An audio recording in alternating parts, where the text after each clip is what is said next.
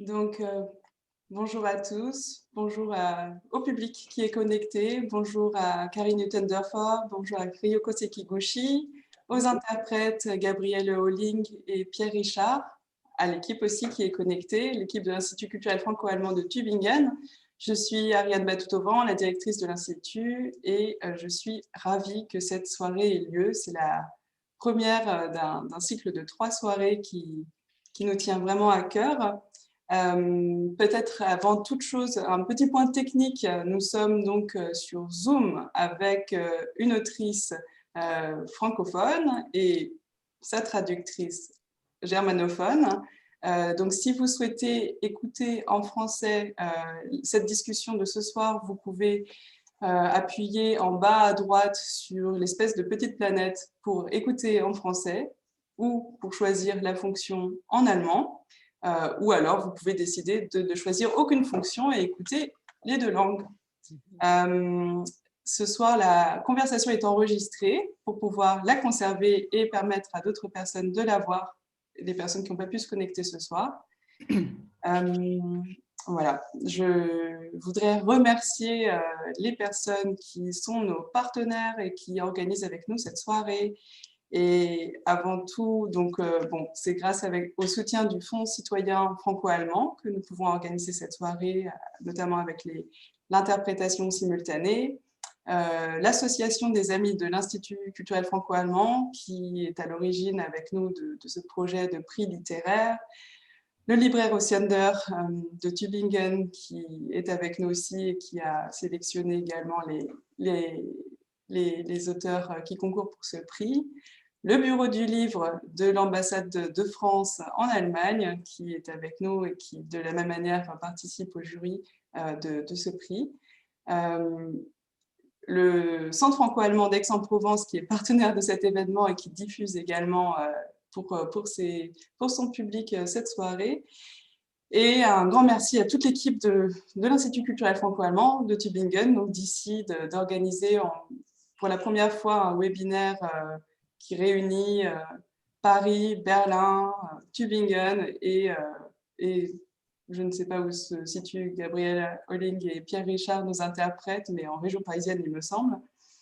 Donc peut-être encore un petit mot sur le prix littéraire première. C'est un prix qui vient d'être créé à Tübingen, c'est sa première édition. Il met à l'honneur des auteurs traduits pour la première fois en Allemagne, ainsi que leurs traducteurs. Donc aujourd'hui, une autrice et sa traductrice.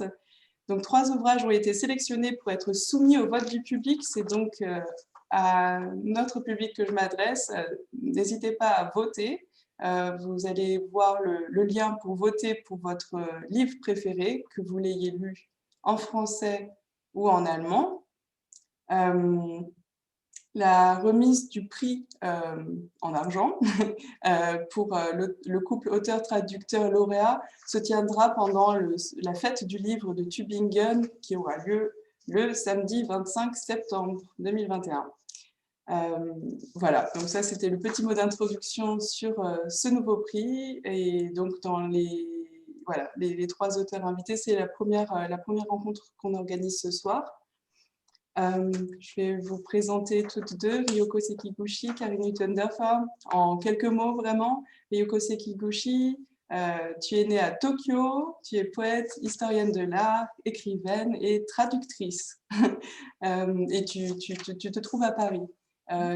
Karine Uttendorfer, tu es traductrice et autrice et tu es à Berlin. Et voilà, c'est une description très courte. Vous pouvez retrouver plus d'informations directement sur notre site.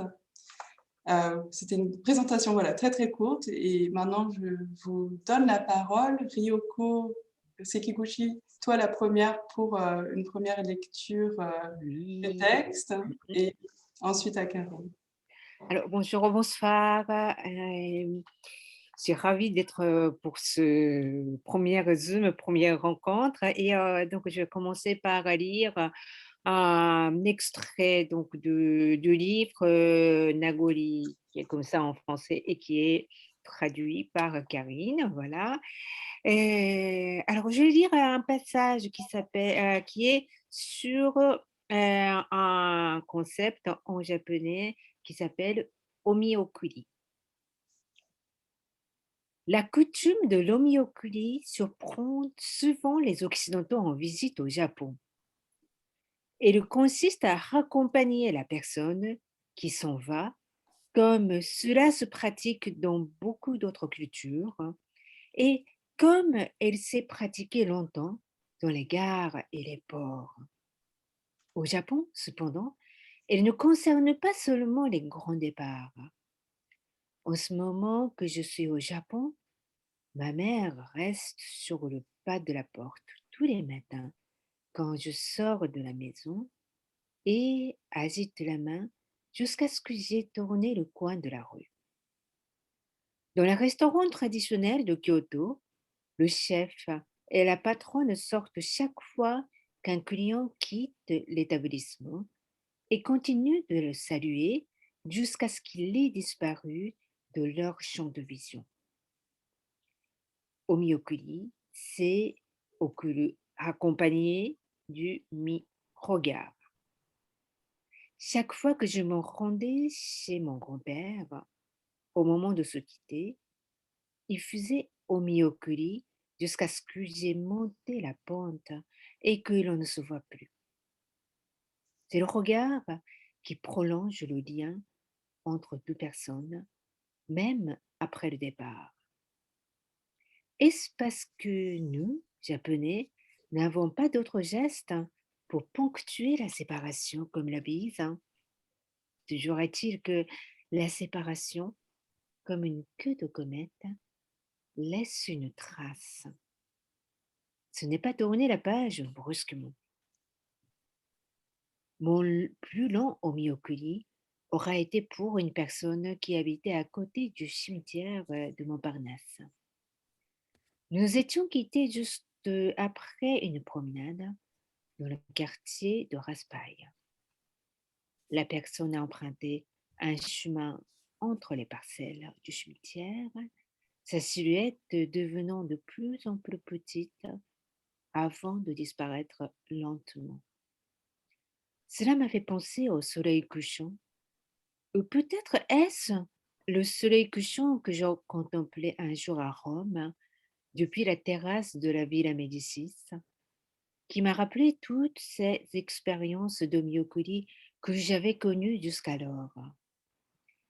Le soleil se couche jusqu'à devenir presque indiscernable, irrémédiablement, tout comme la saison. Une fois le soleil disparu derrière la ligne d'horizon, sa lumière, quoique de plus en plus faible, comme une image persistante sur la rétine, demeure et nous éclaire encore quelques minutes. Ce ne sont pas seulement les personnes. Parfois, un lieu peut vous accompagner. Lorsque l'on prend le train, le bateau ou la voiture et que l'on regarde s'éloigner le paysage du lieu qu'on quitte, n'avez-vous pas senti parfois ces montagnes, ce port, vous accompagner encore un moment? Aucun départ, nulle séparation ne se fait en un instant. Même si le moment du départ dure à peine une seconde, il reste encore les vagues, la lumière qu'a laissé le temps passer ensemble. Hein? Merci beaucoup. Karine Tendorfer, vous avez aussi choisi un extrait. Tu as aussi choisi un extrait. Oui. Und das ist über das Konzept Nagori. Alles Fließende, alles Blühende hinterlässt den Abdruck seiner Wellen. Die Japaner pflegen eine besondere Beziehung zu den Jahreszeiten. Das ist allgemein bekannt, selbst in Frankreich. Und es lassen sich zahlreiche Texte zu diesem Thema finden. Weniger bekannt hingegen ist eine Vorstellung, die es wert ist, näher betrachtet zu werden und die sich mit Leben einer Jahreszeit umschreiben ließe. Damit ist nicht nur das Jahr mit dem Zyklus der 4 Jahreszeiten gemeint, das mit dem Verlauf eines Menschenlebens verglichen wird.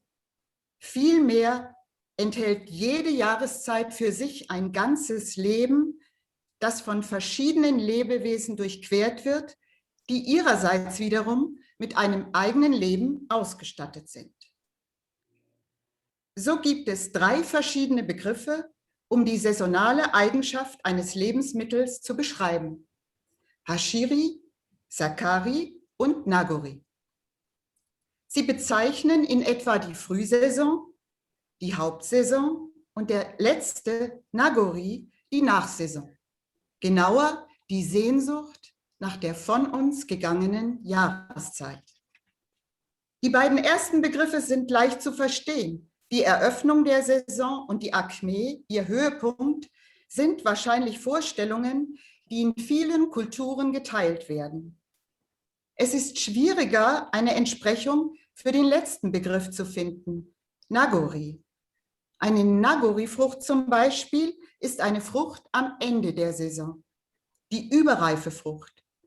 Sie verabschiedet sich von uns bis zum nächsten Jahr und wehmütig sehnst du dich schon nach ihr zurück. Weiter gefasst kann Nagori auch das bezeichnen, was bleibt. Ob eine Person oder Sache, das, was auf der Welt an Ort und Stelle einer verstorbenen Person zurückbleibt. Wie etwa ein Kind all jene an seine verstorbenen Eltern erinnert, die sie zu Lebzeiten gekannt haben. Es kann sich zudem auf den Augenblick einer Trennung oder den des Sterbens beziehen oder auf den Zustand dessen, was fortdauert, wie jene vereinzelten Blüten, die am Saisonende an den Ästen der Bäume zurückbleiben. In Nagori vermischen sich Bindung, Sehnsucht und Zeitlichkeit. Nagori verweist sowohl auf eine Sehnsucht in uns, nämlich die wehmütige Sehnsucht nach einer Sache, die uns verlässt oder die wir verlassen, als auch auf die Vorstellung von etwas, das die Jahreszeit leicht verzögert, als ob diese Sache selbst, zum Beispiel Blumen oder Schnee, nur mit Bedauern diese Welt und die ihr zugehörige Jahreszeit verließe. Es befinden sich also sowohl die Sache als auch die Person, die sie betrachtet, im Zustand des Abschiedsschmerzes. Die Etymologie des Wortes verweist auf Nami Makori, Überbleibsel der Wellen, was den von den Wellen hinterlassenen Abdruck bezeichnet, nachdem sie sich schon vom Strand zurückgezogen haben. Die Spur der Wellen, diese flüchtigen, von den Wellen auf den Sand gezeichneten Furchen und zugleich die Algen, Muscheln, Holzstückchen und Kieselsteine, die mit angespült wurden und auf dem Strand zurückbleiben. Es gibt weder Sinn noch Verstand in dieser Ablagerung, aber wenn sie einmal da ist, lässt sie sich für eine kurze, vergängliche Zeit nieder. In einem Nagori-Gericht kommt durch die Verbindung mit den Produkten der Natur etwas ins Spiel, das nicht einfach nur dem Geschmack zuzurechnen ist.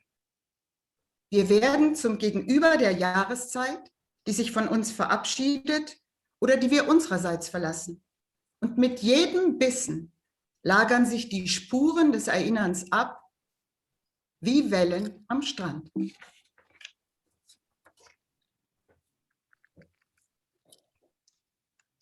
Merci pour cette première lecture. J'ai une première question pour vous deux. En vérité, le passage que tu as lu, Karine, y répond quelque peu. Est-ce qu'on peut parler du terme de Nagori ensemble, peut-être d'abord Ryoko, puis Karine. Comment avez-vous fait pour d'abord le traduire et l'expliquer en français?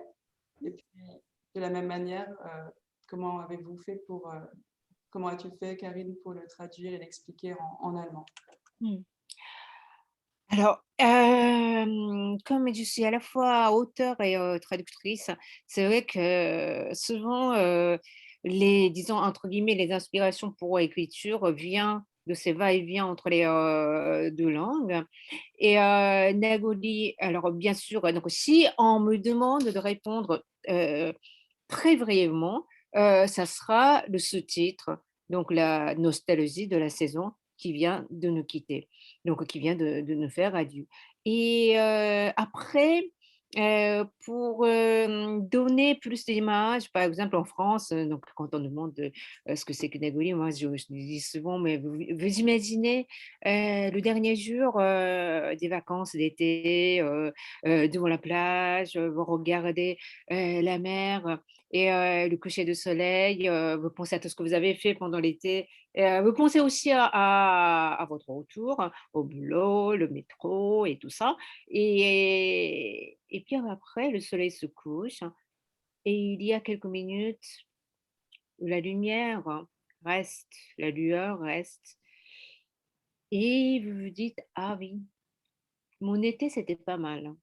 Mais ce n'est pas une nostalgie triste parce que on sait que, bon, tant que qu'on est vivant, l'été reviendra aussi l'année prochaine, l'année suivante et donc c'est une sorte de nostalgie, de séparation, mais souvent, en fait, surtout en parlant de saison, parce qu'on peut parler de d'autres choses, en fait, il peut s'agir de d'autres choses pour Nagoli, mais pour parler de saison, ce qui nous intéresse ici, donc c'est la séparation, mais tout en sachant qu'il y ait aussi, une retrouvaille.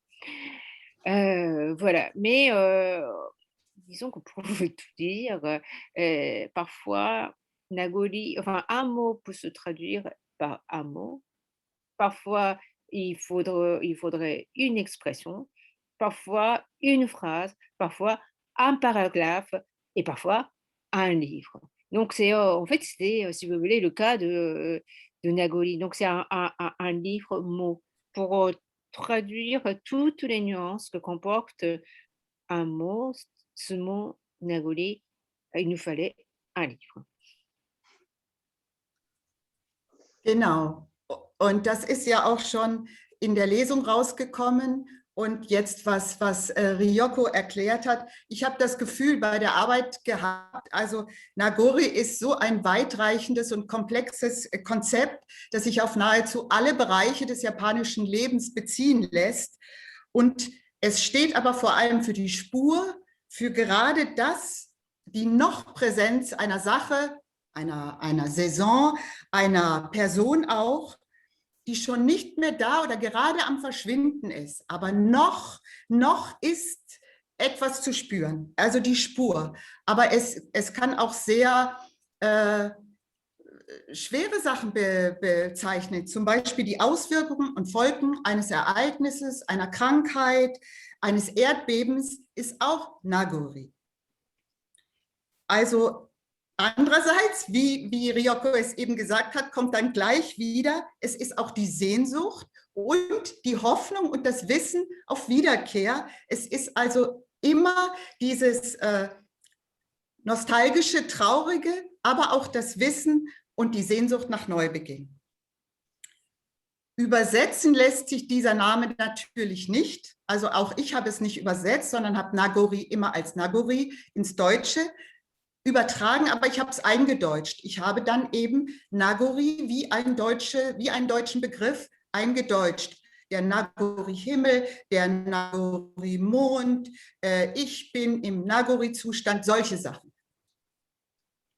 Und ich glaube, damit, also anders ging es gar nicht. Man kann das natürlich nicht übersetzen, weil es eben ein japanisches Konzept ist. Aber Ryoko hat auch gesagt, sie schreibt es auch, sie möchte, das Wort und das Konzept seien so schön, dass sie möchte, dass es ins Französische Eingang findet. Und so soll es auch ins Deutsche Eingang finden. Et d'ailleurs, souvent, par exemple, les lecteurs m'ont dit: «Alors, j'ai commandé votre» ah oui, à la librairie, donc j'ai commandé, enfin, je voudrais le Nagori. Donc enfin, il y a l'article en fait qui est, au japonais, il n'y a pas d'article ni un masculin ni féminin. Donc moi j'ai appris pour la première fois que le Nagori est masculin. Et puis souvent on m'a dit: «Ah oui, ah non, mais j'ai un Nagori». Et puis Daniel Pénac, l'auteur français, a dit: «Ah non, mais je suis nagolique». Nagori est passé dans la langue française, si facilement. Voilà, oui. grâce à ton livre. La prochaine question, je te l'adresse, Ryoko. C'est peut-être quelque chose qui tout de suite frappe, c'est cette question. Quel nom donner à la forme de ton texte? Est-ce que c'est un essai, un récit, une promenade? Comment tu le décris? Ah! Mais moi, tout ce que, à part, les poèmes que j'écrivais, en fait, tout ce que j'écris, souvent, on me demande, dans quelle catégorie le mettre, mais pour moi, c'est très clair. En fait, c'est un essai.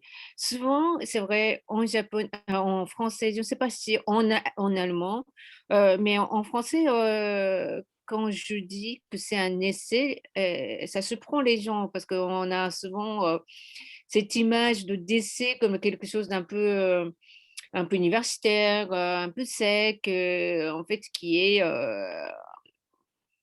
une idée de poésie. Mais moi, je voudrais mettre justement en avant ce côté premier sens de d'essai que, en fait, on essaye. C'est les pensées qui s'avancent en tâtonnant. Donc, c'est tout à fait la forme de ce livre, parce que parfois, il y a une pensée qui naît, qui commence, qui avance, et puis après qui se ramifie, et parfois qui recule un peu. Donc, je pense que essayer, c'est un mot, c'est un très beau mot, je trouve, en français. Je ne sais pas si en allemand, comment on peut qualifier cette forme d'écriture, hein.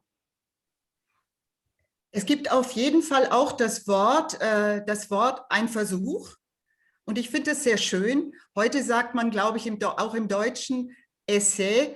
Aber ich finde wirklich das Wort Versuch, und das gibt es, historisch gibt es das, philosophische Texte, Essays werden als ein Versuch bezeichnet. Und ich fände es auch sehr schön.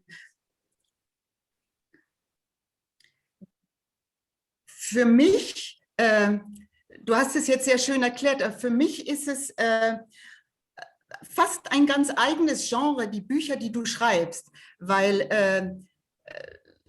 es alles verbindet, alles, was du, Ariane, gesagt hast, ein Spaziergang, ich weiß jetzt nicht, was du noch gesagt hast, ein Spaziergang, ein Bericht, es verbindet alles. Es verbindet alles. Poesie, Information, es ist ein Genre, ein ganz eigenes Genre, das du in all deinen Texten erfunden hast, glaube ich, in den letzten 10 Jahren. Auch in dem Buch über die Stimme deines Großvaters zum Beispiel.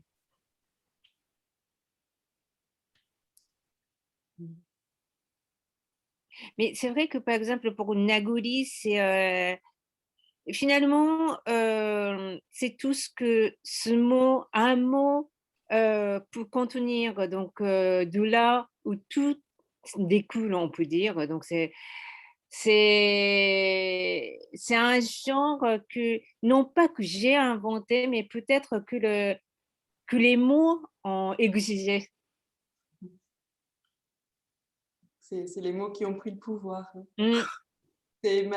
Ma prochaine question est plutôt adressée à Karine.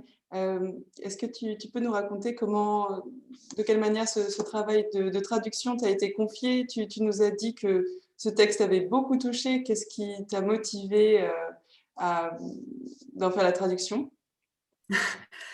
Also das Buch ist mir vorgeschlagen worden von Andreas Rötzer, dem Verleger von Mattes und Seitz, und er hat gesagt, das sei etwas Spielerisches, in dem sich Kulinarik, Poesie und Philosophie verbindet.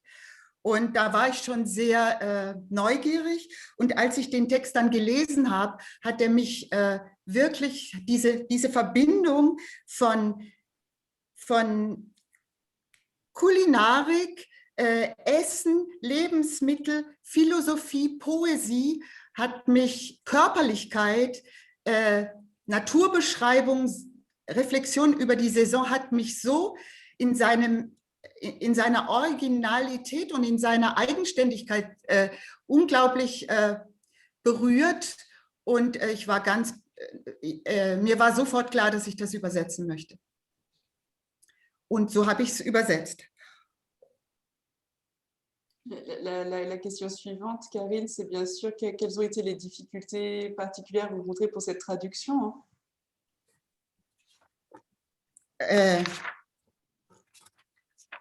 Die größte Herausforderung war dieses assoziative Schreiben, was Ryoko, dieses assoziative Schreiben, wie Ryoko all diese Themen verbindet, so elegant und leicht ins Deutsche zu übertragen. Das Deutsche ist sehr viel mehr als das Französische, braucht das Deutsche, ist das sehr konkret und will immer irgendwas festklopfen.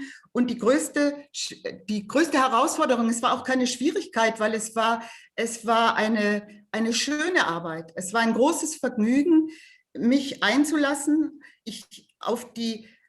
Also zum Beispiel diese Überlegungen über die Nahrungsmittel, die haben mich so berührt und mich selber in einen anderen Zustand. Also ich habe mich anders gefühlt, ich habe anders gegessen, ich habe mich anders mit Lebensmitteln beschäftigt und mit der Saison und war in einem anderen Zustand, als ich das übersetzt habe, aber überhaupt nicht esoterisch, sondern sehr konkret. Das war die größte Herausforderung und das war eigentlich eine Arbeit, da ging es um Klang und um Rhythmus. Also ich habe alles laut gelesen, das war die Klang- und Rhythmusarbeit. Und dann gab es noch konkrete Überlegungen, das war die Groß- und Kleinschreibung. Wie bringe ich also ich habe durch die Groß- und Kleinschreibung des Japanischen, habe ich die japanischen Begriffe eingedeutscht und habe quasi eine eigene kleine Grammatik der Groß- und Kleinschreibung für die französischen Begriffe für dieses Buch erschaffen. Das war die zweite Herausforderung. Die dritte Herausforderung waren die Fußnoten, weil in diesem Text die Fußnoten eine eigene Textform sind. Normalerweise erklären die Fußnoten das, was im Haupttext geschrieben wird. Und hier sind die Fußnoten eine eigene poetische Unterfütterung des Haupttextes. Also zum Beispiel wir werden dann, glaube ich, nochmal auf die inhaltlichen Sachen eingehen. Jetzt gehen wir schon zu den Schwierigkeiten, aber ich würde dann gerne nochmal zu den inhaltlichen Sachen zurückgehen. Aber es ist die Zeitlichkeiten, die Ryoko beschreibt, es gibt 3 Zeitlichkeiten, also die lineare Zeitlichkeit, die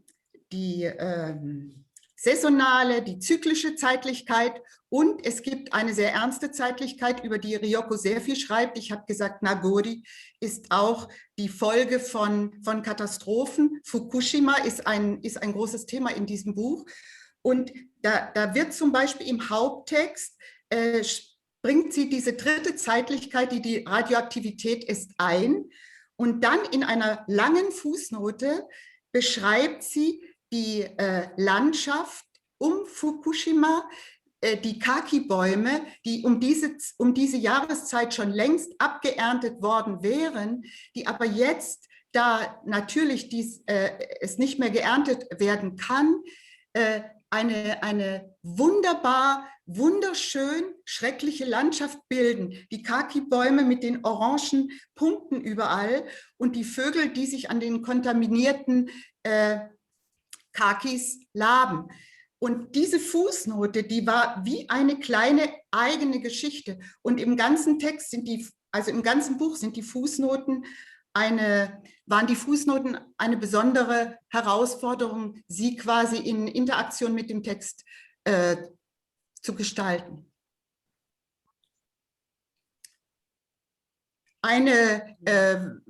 Noch eine kleine Sache, die im Übersetzen manchmal auch schön ist. Im Französischen gibt es eben das Wort Saison. Im Deutschen gibt es das Wort auch Saison und Jahreszeit. Und ich konnte gut mit mit diesen beiden Begriffen Saison und Jahreszeit spielen im Deutschen. Es war eine große Freude, diesen Text zu übersetzen.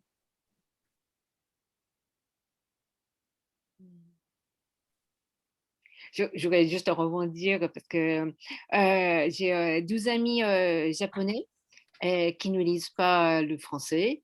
Et ce livre n'est pas traduit en japonais, donc ils ont pu lire seulement en version donc allemande et oui et qu'ils ont dit ah oui non mais c'est bien toi donc voilà la preuve que vous avez bien traduit.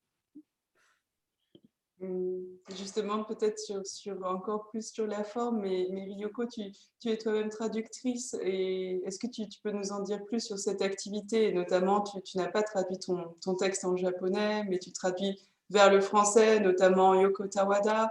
Est-ce que tu peux nous en dire plus sur ton activité de traductrice? Oui, alors, je peux plutôt, disons, parler de mon activité donc entre les 2 langues parce que, enfin, j'ai tout connu donc au début. Au début, j'ai commencé à écrire en japonais et ensuite, je me traduisais, ce que j'avais écrit donc en français. Ensuite, il y avait un moment où j'écrivais en 2 langues, parallèlement, donc aussi en fait en français et en japonais, le même texte. Ensuite, il y a enfin à partir de 2011 enfin pendant ce temps-là, je faisais toujours la traduction des autres auteurs et à partir de 2011, j'existais comme, 2 auteurs différentes. C'est-à-dire que à la fois ce que j'écrivais en français, il y avait enfin je n'avais pas traduit en japonais et il y a des livres qui n'existent qu'en japonais. J'étais en fait 12 auteurs différentes et depuis, 2019, je commence à me traduire, ce que j'avais écrit en français peu à peu en japonais. Je pense que j'ai connu, tous les cas de figure. Et donc c'est un peu normal que, dans mon processus d'écriture, la réflexion est vraiment, liée toujours, mais vraiment inséparablement à l'acte de traduction. Peut-être je laisserai la parole tout à l'heure au public. Tout à l'heure, c'est très bientôt, mais justement, peut-être sur des questions plus de fond, plus vraiment sur Nagori, sur ce texte magnifique en forme d'essai, de promenade, qui, à moi, m'a évoqué les rêveries du promeneur solitaire de Mmh. Rousseau. Euh, que- quels- tu écris, pardon, des, que les saisons sont les plus belles choses qui existent au monde. Est-ce que tu peux nous en dire plus? Qu'est-ce que ça veut dire pour toi, ces saisons, ces 4 saisons que nous connaissons ici? Ah, parce que, justement, c'est cela qui nous permettent de vivre, bah, Karine a un peu parlé, de double temporalité parce que, notre vie à nous, d'être vivant, c'est enfin de mammifère, c'est de naissance à la mort en sens unique.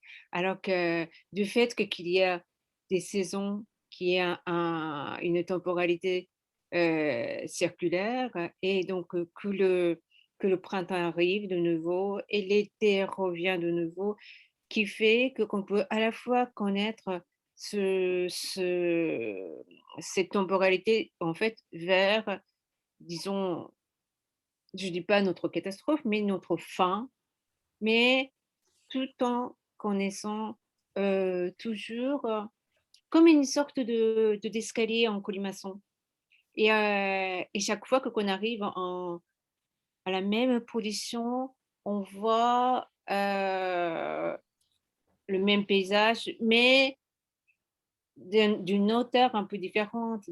Chaque fois, c'est à la fois similaire et jamais le même. Donc, c'est cela aussi qui nous permet de vivre de manière à la fois plus organique et chaque Et à chaque instant aussi, il y a des rencontres, parce qu'il y a des rencontres. En fait, les saisons aussi nous permettent de nous rendre compte que on n'est jamais tout seul, hein.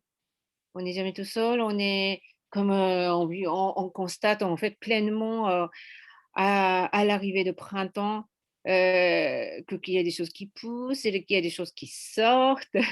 Il y a des choses, la lumière n'est plus pareille et notre peau n'est plus pareille. Et, et je pense que les saisons sont l'apprentissage permanent. Was mich wahnsinnig fasziniert hat, war, wie du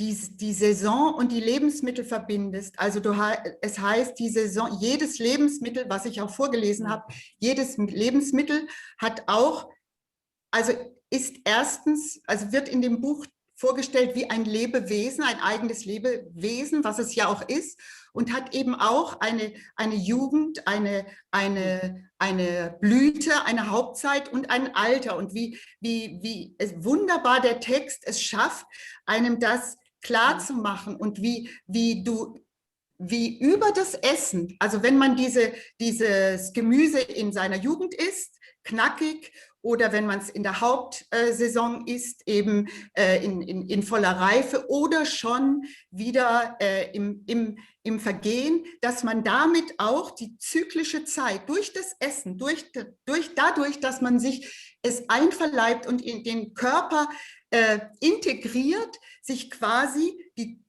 diese zyklische Zeit auch in den Körper integriert. Das hat mich wahnsinnig überzeugt. Und ich habe es vorhin schon mal gesagt, ich habe dann während des Übersetzens wirklich da sehr darauf geachtet und ganz deutlich anders gegessen, ganz deutlich anders wahrgenommen, ganz deutlich anders geachtet auf die kleinsten Veränderungen, die du beschreibst, was die Japaner so gut können und wir nicht so gut, aber überhaupt nicht auf eine esoterische Art, sondern sehr, sehr konkret.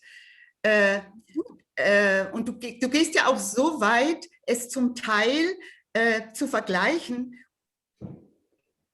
mit Mumifizierung, also zum Beispiel Nahrungsmittel zu trocknen oder Nahrungsmittel zu behandeln, haltbar zu machen. In allen Zeiten wurde das gemacht. Es gibt wunderbare Passagen, wo beschrieben wird, was das mit den jeweiligen Lebensmitteln macht, aber was es auch mit uns Menschen macht, wenn wir die bewusst essen. Und das war ganz neu für mich, also es nicht auf esoterische Art zu machen, sondern es so wie du ganz konkret, bodenständig, real. Das war eine ganz neue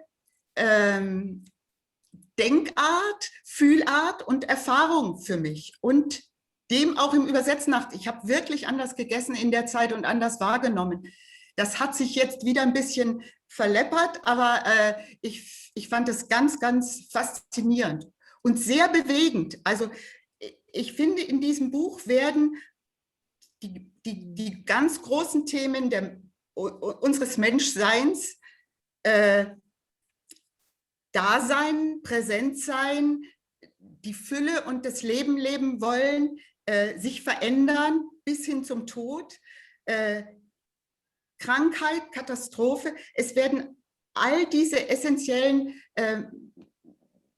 Themen angesprochen und verbunden auf sehr ungewöhnliche Weise miteinander in Beziehung gesetzt, die mir wirklich den Horizont erweitert hatten, die ich unglaublich faszinierend und auch für uns Europäer, sage ich mal, wobei ich nicht sicher bin, ich kenne mich zu wenig aus, ob es eine japanische Sicht oder ob es eine Ryoko Sekiguchi-Sicht ist.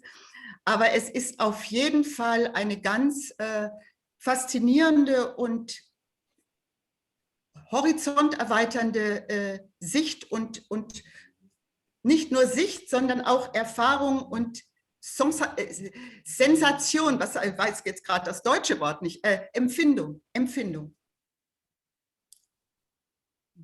Et c'est quelque chose que je n'ai pas dit dans le livre, parce que comme je vous ai dit, donc avec les saisons, on apprend toujours, mais par exemple, même donc un légume de hachiri, donc de début de saison, il a une autre vie, c'est-à-dire que c'est-à-dire que par exemple, pour qu'un pommier donne le fruit, donc les pommes de début de saison, mais avant les pommes, il y avait les fleurs. Donc, on peut même dire quelle est la jeunesse d'une pomme, en fait? Est-ce que c'est une petite pomme? Est-ce que ça commence déjà au stade de fleurs? Ou bien est-ce que, vous voyez, donc c'est, en fait, ça, on peut élargir bien loin. Et en fait, à partir du moment où il y a une toute petite pomme, on peut presque dire que c'est comme un papillon qui sort de son chrysalide. Donc, un papillon qui vient juste de déployer ses ailes. À la fois, c'est un jeune papillon, mais à la fois, c'est déjà après la métamorphose. Donc, en fait, même la question de, disons, entre guillemets, jeunesse aussi change quand on regarde la vie d'un légume. Je vais te poser une question avant de prendre les questions du public. Ryoko, quel a été le point de départ de l'écriture de Nagori, hein? Alors, pour ne rien vous cacher, mais moi, d'abord, déjà, je pensais avoir fait un tout petit livre gentil sur la saison. Je ne pensais pas avoir autant d'écho. Et je dois aussi avouer que ça partait du fait que j'étais un peu frustrée des chefs, la dernière tendance, des gens qui disent alors moi je travaille avec les produits de saison. Je dis mais quel est les produits de saison?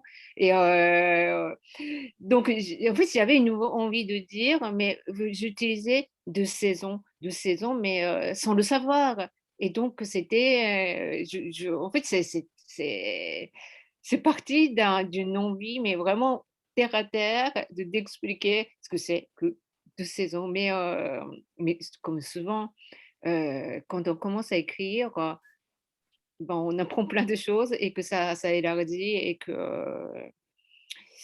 ben, jusqu'au niveau de la vie et la mort. Donc c'est ça aussi ce qui est extraordinaire avec l'écriture d'un livre.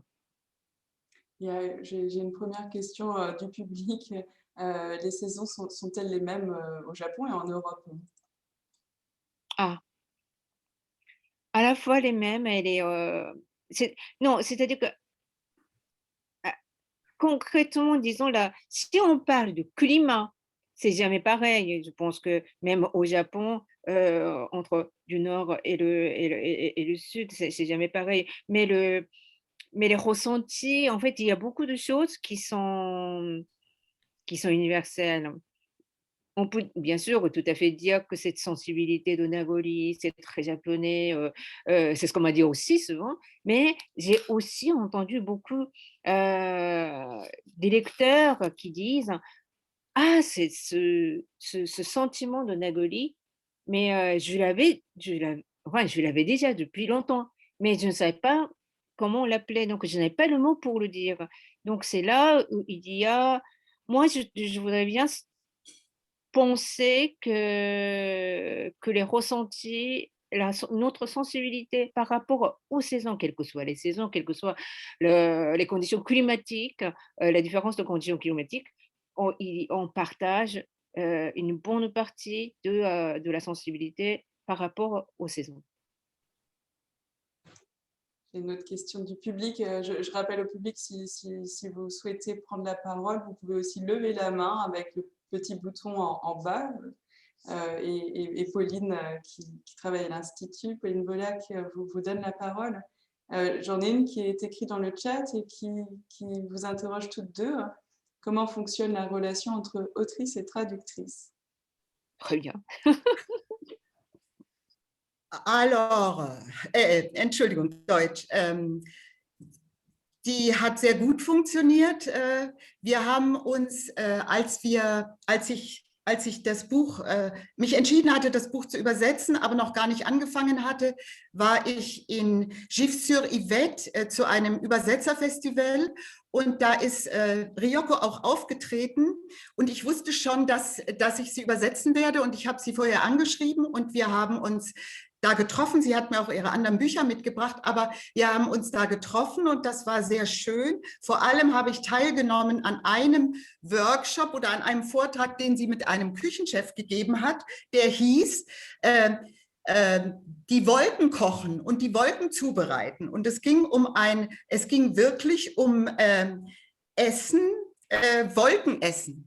Und das war so faszinierend, ich habe wieder das Gleiche, oder was heißt wieder? Ich habe das Gleiche wiedergefunden wie in Nagori, ich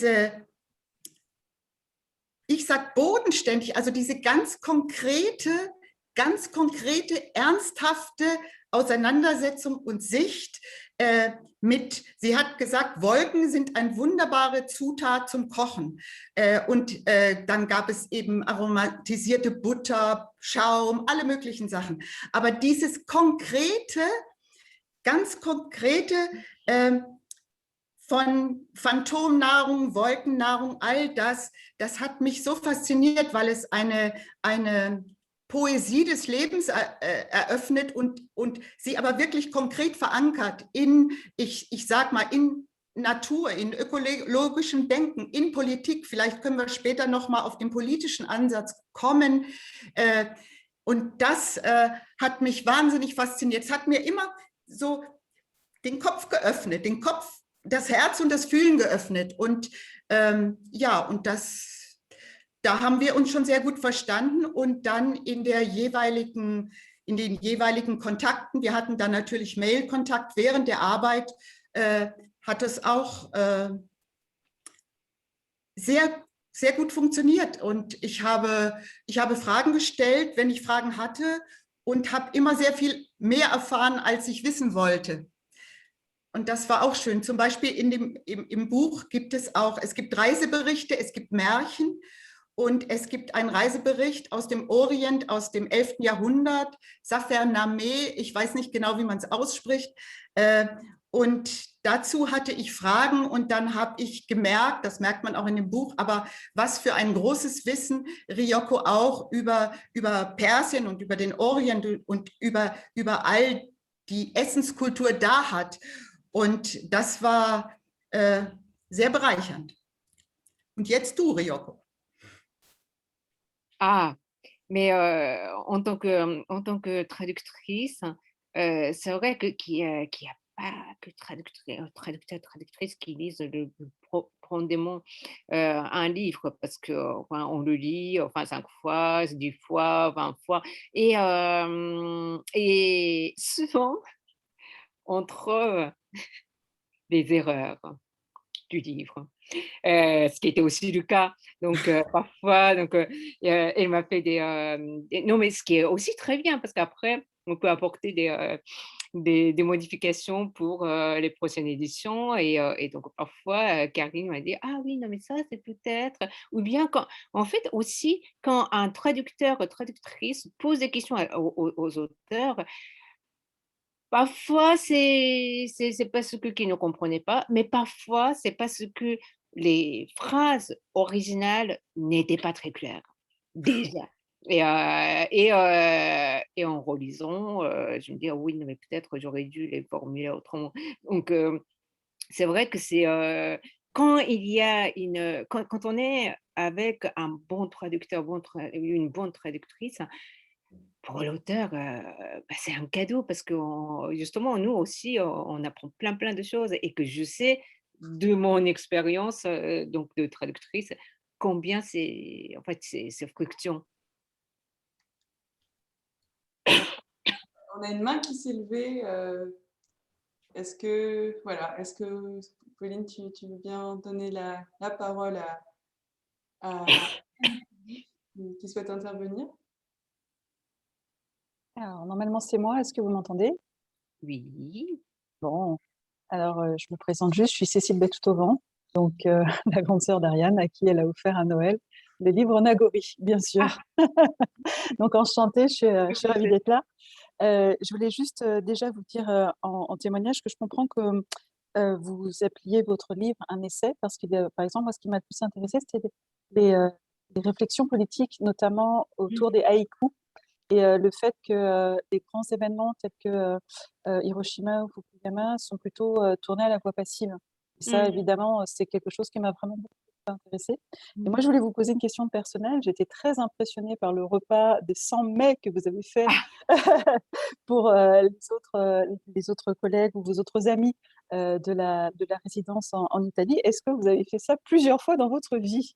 Non, je pense que c'était la première fois et que je pense que ça sera la dernière fois. Je Mais, n'ai jamais mis autant d'énergie mais et oui, autant d'adrénaline.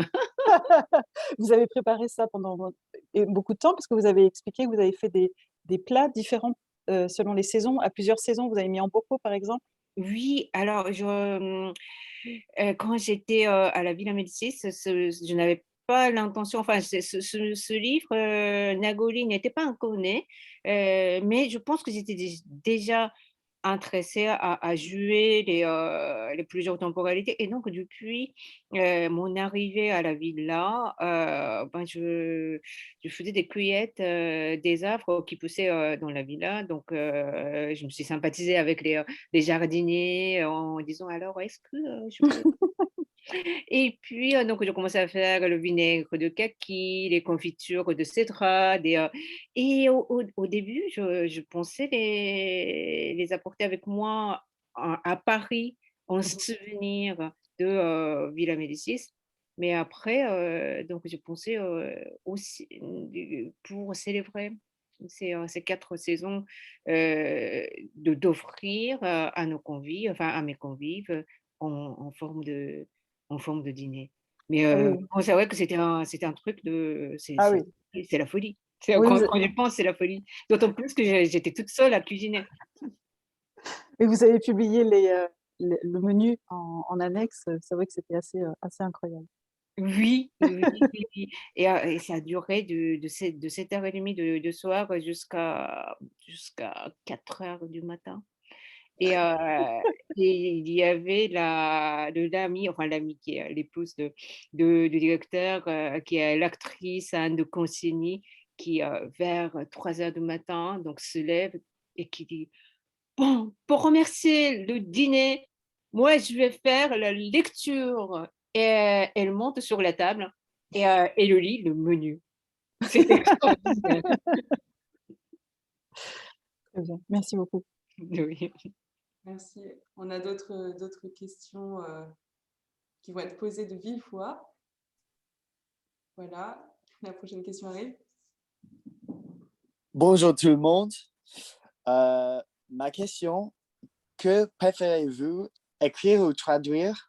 Et en fait, à Karin, je suis pas sûr si vous écrivez ou pas vous-même, mais quand même, c'est pour toutes qui veulent répondre. Mmh. Alors, je ne sais pas, quand justement le domaine d'écriture, commence et s'arrête et la traduction commence. Et comme je vous ai dit, même entre, mes textes, en français et en japonais, donc là, je commence à me traduire, donc ce que j'avais écrit en français vers le japonais. Donc à la fois ces livres, ce qui, on discutait avec mon éditeur japonais, je mets mon nom, je suis à la fois auteure, mais traductrice de ces textes. Parce que quand je le traduis assez je suis assez fidèle au texte original, Mm. que pourtant que j'avais écrit, mais ce n'est pas pour ça que je modifie. Donc ça, c'est vraiment un bon exemple. Je pense que pour moi, la traduction et l'écriture, sont 2 actes qui sont inséparables. Après, Je fais aussi la traduction justement des autres livres, les autres romans. Donc là, je suis en train de relire les épreuves de 2 romans que j'avais traduits et heu et je pense que ça, c'est indispensable. La traduction me nourrit parce que lors, de la traduction, je pense que Karine, et fait aussi l'expérience, de tomber sur les mots, sur les expressions, donc propres à chaque auteur, mais qu'on n'aurait jamais utilisées sinon, soi-même. Mais donc on fait connaissance, on creuse la tête pour le traduire et comme ça, et chaque fois, c'est des rencontres avec les mots, avec les expressions, je ne dis pas qui m'étaient inconnues, mais qui n'étaient pas très familiers et donc chaque fois, c'est un travail qui est vraiment enrichissant parce que c'est comme s'il y a des rencontres presque forcées, mais ce côté forcé est très salutaire.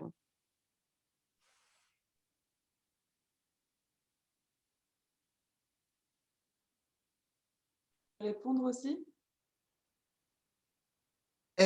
Ach so, ich habe das nicht ganz verstanden, dass es auch an mich gerichtet war. Ja, für mich ist es auch so.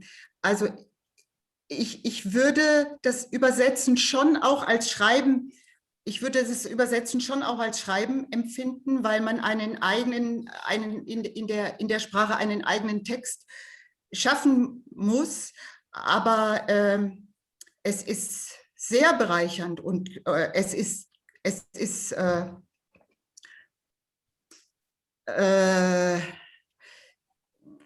ich bin jetzt gerade ein bisschen draußen.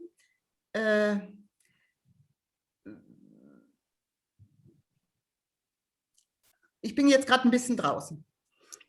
Entschuldigung. Merci. Et on Vielleicht- a la prochaine ja. question qui arrive tout de suite après.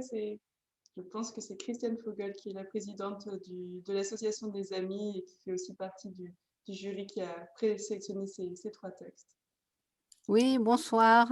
Ah, Ravie d'être avec vous et merci d'être là aussi. Je voudrais poser une question peut-être à Ryoko tout d'abord.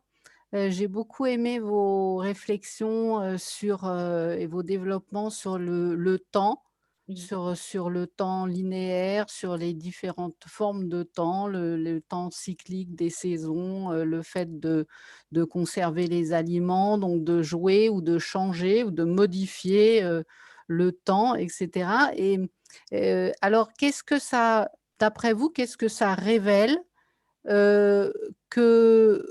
qu'on fasse un petit peu comme s'il y avait plus de saison, notamment au niveau des aliments, qu'on cherche des tomates en plein hiver ou des fraises en plein hiver, etc., qu'on gomme comme ça justement les cycles. Non, mais Qu'est-ce bien que ça sûr, révèle de notre rapport au temps? Voilà. Non, mais bien sûr, je suis, disons, je trouve que c'est triste de trouver ces tomates, par exemple, en plein hiver, mais en dehors du fait que, bon, bien sûr, écologiquement, c'est catastrophique, mais que tout simplement, enfin, justement, ces tomates, les gentilles tomates ne vivent pas leur propre vie. Ils sont un peu comme, ils sont ils doivent avoir une vie qu'elles n'auraient pas dû.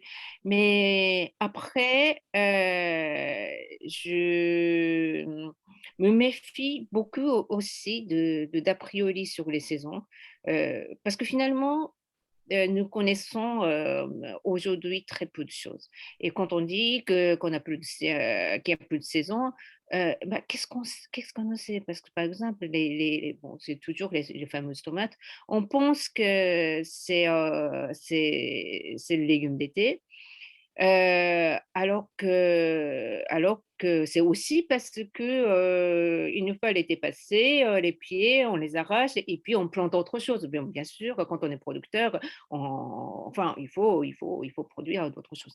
Mais c'est parfois des variétés résistantes au froid, selon des conditions climatiques justement, et que qu'on le laisse bien à l'abri de vents violents, par exemple, parfois ça peut pousser, en fait, même en Europe, jusqu'en octobre, jusqu'au début décembre. Et même, on peut, selon les variétés, c'est ce qu'une de productrices bio m'a appris, par exemple, m'a envoyé une fois au début décembre, les tomates qui étaient laissées sur les branches et qui se sont séchés tout naturellement et donc qui sont devenus comme des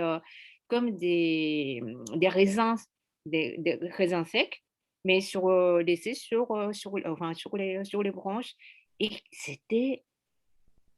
le goût était extraordinaire. Et donc aussi, donc, par exemple, au Japon, il y a une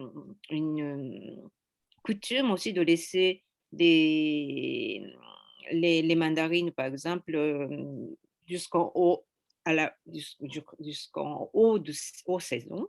Donc, par exemple, même en printemps, il y a des variétés qui tombent, il y a des variétés qui résistent. Et là, on les laisse, disons, mûrir, et plus que mûrir, on les laisse presque sécher sur l'arbre. Et, et donc, disons, il y a des choses qu'on peut faire et que l'arbre peut faire, parce que si on les cueille pas, ça reste. Mais qu'on oublie et que quand on tombe sur les tomates en novembre, on dit: «Oui, non, mais ce n'est pas la saison», alors que ça peut être les saisons. Donc je pense que bien sûr, c'est pas bien de les faire pousser les légumes de façon industrielle sous serre, mais aussi il y a plein, plein, plein de choses qu'il faut qu'on apprenne, heu, je pense. Et aussi, certains légumes, on pense que c'est la saison de manger, par exemple, à cette taille-là. Et on ne sait pas si à partir du moment où tout en fait, tout sort, et tout pousse, parfois trop on les trouve trop durs, mais selon les cuissons, ça peut être bon. Et donc ça, il y a des choses qu'en fait, ça je ne savais pas, mais à partir après la sortie du livre, il y a beaucoup de choses que j'ai appris, en fait, par mes lecteurs, producteurs de légumes.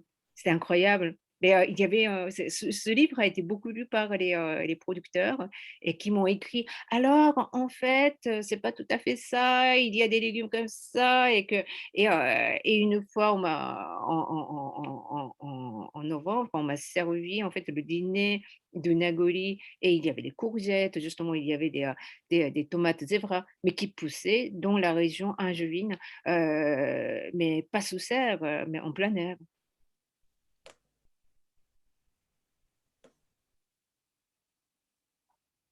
Merci beaucoup. Euh, on a une autre question qui arrive tout de suite, peut-être en allemand. Il faut que vous enleviez votre micro. Ah, voilà, parfait.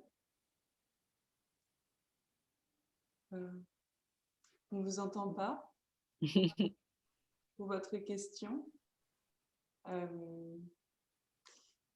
Bon, sinon, je sais que Pauline, tu avais aussi une question en attendant qu'on puisse entendre la participante du public qu'on n'entend pas pour l'instant. Alors, je me lance. Oui, c'est plus une question, c'est plus une réflexion en fait. Ryoko, après la lecture de votre livre, en fait, je me suis rendu compte que depuis quelques années, chaque printemps qui revenait, j'avais cette impression qu'il était plus important que le précédent. Et il y a une phrase dans votre livre quand vous parlez au cuisinier qui a un certain âge. C'est ce qu'il vous dit aussi sur les produits de saison ou pas de saison. Et je voulais savoir si voilà, c'était lié à l'âge ou si c'était juste moi. Je pense que c'est lié aussi à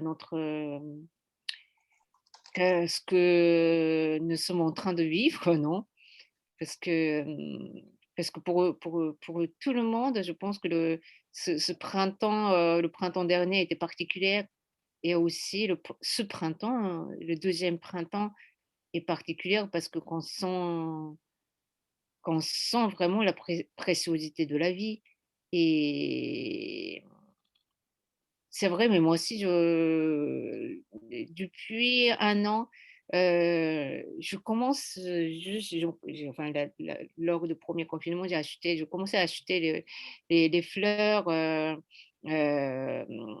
pour avoir un peu d'extérieur, dans mon appartement et puis, c'est devenu mais presque comme ça bulimique. J'ai acheté des fleurs, je remplissais littéralement mon appartement avec les fleurs et je pense, il y a comme une sorte mais vraiment d'envie de sentir, non seulement notre vie, mais aussi la vie des autres et c'est aussi pour ça que je pense que chaque saison, chaque adulte, chaque rencontre, chaque bouton qui pousse, chaque fleur, éclosion, devient mais vraiment précieux. C'est vrai, vous avez raison, c'est vraiment incroyable, non? Je sais pas pour vous. Oui, c'est ça, exactement. Mmh.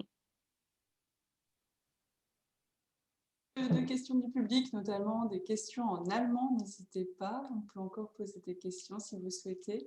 La question précédente, on ne l'entend pas, je crois. Et elle n'est pas écrite. Voilà. Ah, voilà, elle est ici. Nagori. Alors, je dois la lire en allemand. Oh, Ah, Nagori wurde als Zusammensetzung von Welle und Rest beschrieben. Dabei weist die Schreibweise vielmehr auf Name und Rest hin. Nicht? Wie kommt das? ich hab die Frage nicht ganz verstanden. C'est normal, c'est mon accent français. Nagori wurde als Zusammensetzung von Welle und Rest beschrieben. Dabei weist die Kanji-Schreibweise vielmehr auf Name und Rest hin. Nicht? Wie kommt das? Willst du zuerst antworten, Ryoko? oui, alors, oui, alors bien sûr que vous avez raison parce que aujourd'hui le mot Nagoli est composé de 2 caractères, qui est le premier et le nom et le deuxième c'est reste, mais donc le nom qui demeure, qu'on peut, interpréter même si enfin c'est par exemple, quelqu'un est parti, le nom qui demeure, eh bien l'existence, n'est plus là, mais il y a le nom qui reste. Mais aussi, en fait, quand on creuse un peu, en fait, étymologiquement parlant, Nagoli viendrait de Nami Nokoli. Nami veut dire les vagues et Nokoli veut dire qui reste. Donc, en fait, à l'origine, c'était ce qui est les restes des vagues et qui ensuite, qu'on a collé ce caractère de nom, le nom qui reste et qui maintenant est interprété différemment. Mais moi, je pense personnellement que les deux fonctionnent. Souvent dans la langue japonaise, c'est vrai qu'il arrive de donner un caractère qui a le même sonorité, donc qui a la même prononciation, l'homonyme. Mais pour le cas de Nami no Kori, qui est devenu Nagori, et qui donne deux sens, je pense que les deux sont justes et deux sont beaux. On a une question qui arrive encore. Je pense que cette fois-ci aussi en allemand.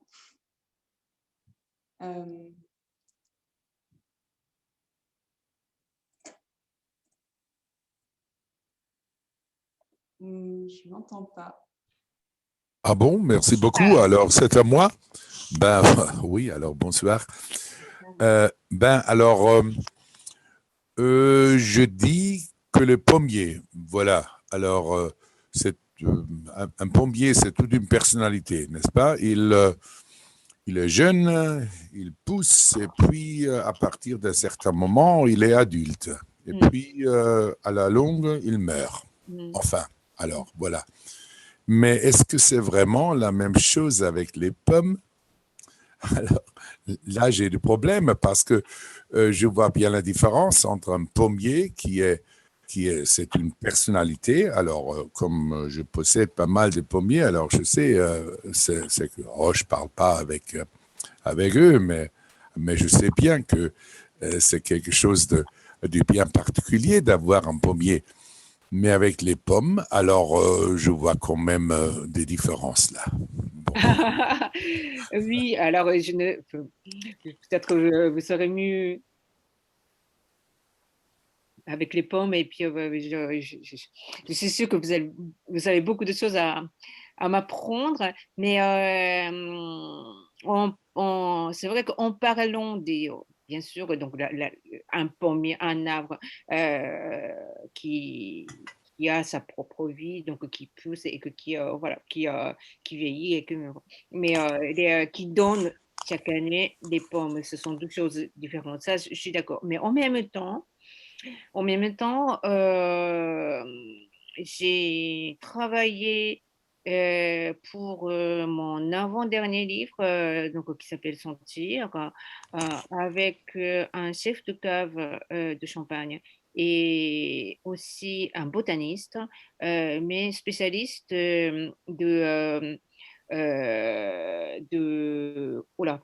herbier.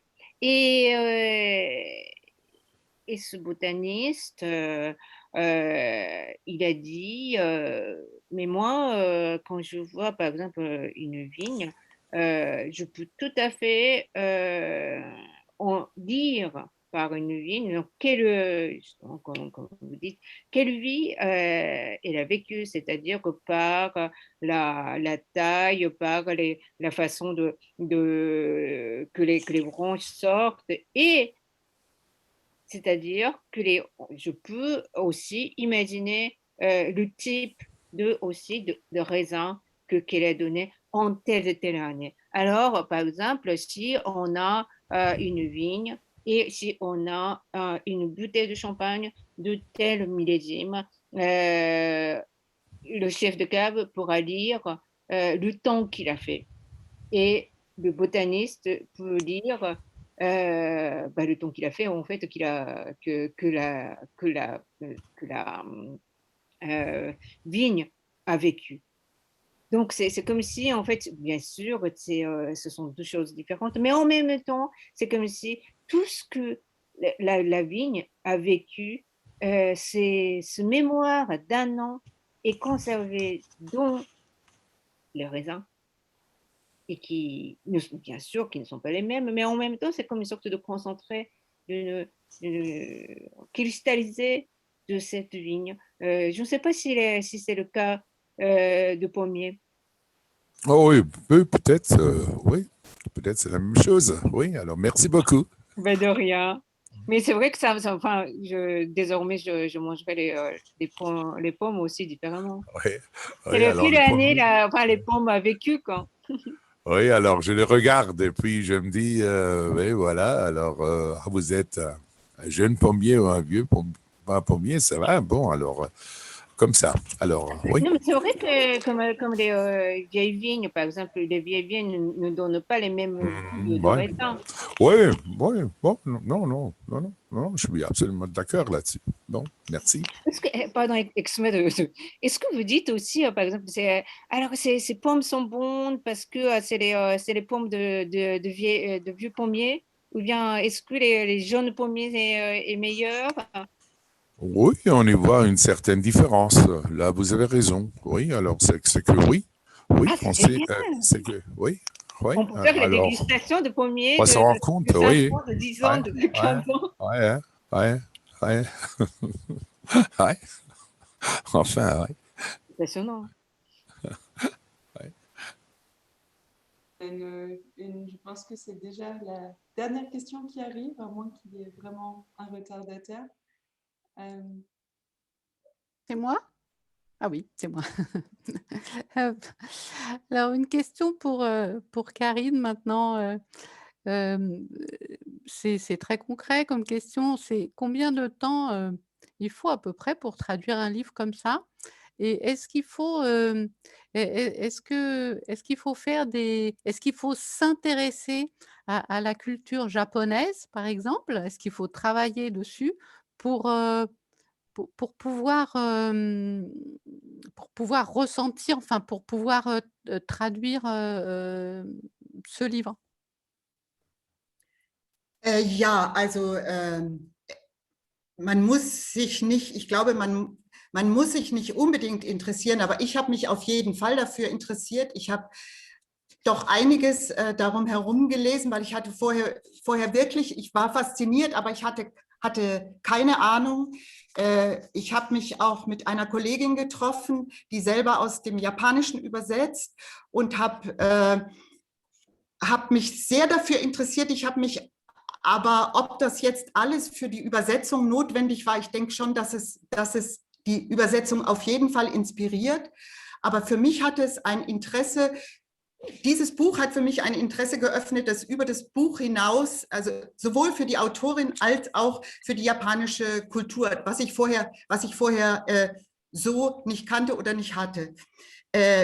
Wie lange ich übersetzt habe, das kann ich so ganz genau nicht sagen, weil ich auch parallel arbeite.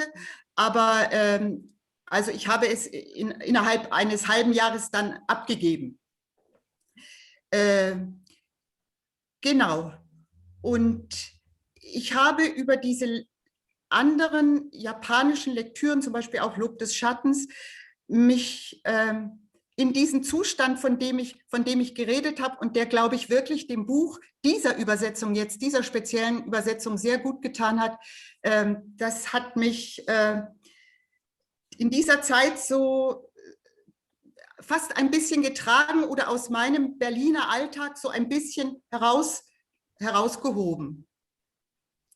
Und ich glaube generell, dass es immer, ich arbeite so immer, ich interessiere mich für das, was ich übersetze, nicht alles. Und das, was ich übersetze, da interessiere ich mich immer dafür, lese immer sehr viel mehr und tauche immer fast also Je m'intéresse évidemment aux textes que j'ai à traduire, mais aussi aux cultures qui l'environnent et aux thématiques qui l'environnent. Donc là, dans le cas d'Espèce, ça a été une découverte du Japon. On n'a pas du tout parlé des haïkus, par exemple, mais ça aussi, c'est un espace important dans le livre. J'avais une vision simpliste du haïku, et rien qu'à la lecture de ce livre, ça m'a permis von Haikus und auch wie, also ich hatte vorher gedacht, das ist so was Unschuldiges, sage ich mal, wie politisch, wie konservativ oder nicht konservativ diese Jahreszeitenwörter, die ein Haiku bestimmen, sein können. Und Ryoko macht in ihrem Buch ja eine Kritik eigentlich auch eine Kritik an der japanischen Politik, an der japanischen heutigen Position. Und ja, da habe ich mich schon eingelesen. Und das hat mich sehr fasziniert. Ja, schön, danke. Ja, das fließt auch mit. Ja, das fließt, alles fließt mit. Das fließt unbedingt mit ein, ja. Weil es auch überhaupt kein neutrales Buch ist. Es ist ein hochpolitisches und ein sehr das ist jetzt so ein großes Wort, aber ein avantgardistisches Buch irgendwie, finde ich. Also, und das kann man nur, glaube ich, auch spüren und dann umsetzen, wenn man sich damit deutlich mehr beschäftigt, als was auf diesen Seiten steht. Ja.